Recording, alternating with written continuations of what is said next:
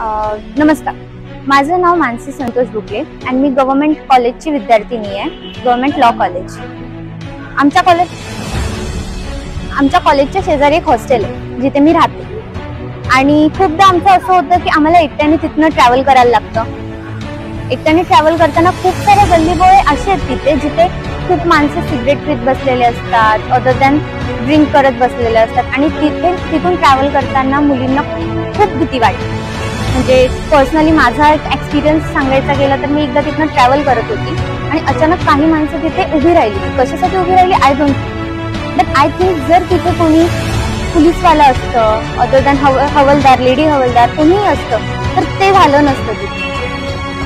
Plus तसंच हॉस्टेलच्या सिक्युरिटीचा प्रश्न, हॉस्टेलच्या सिक्युरिटीला पण लेडी गार्ड्स असले पाहिजे। म्हणजे डे ड्युटीला तर असतात पण नाईट ड्युटीला पण लेडी गार्ड्स असले पाहिजेत, कारण की खूप हॉस्टेल्स मध्ये असं पण झालंय की प्रॉब्लेम्स क्रिएट झालेत गार्ड्समुळेच, जे व्हायला नको। आणि हाय, तर माझं नाव नम्रता आहे आणि मी इथं कोल्हापूरमध्ये हॉस्टेलमध्ये राहते।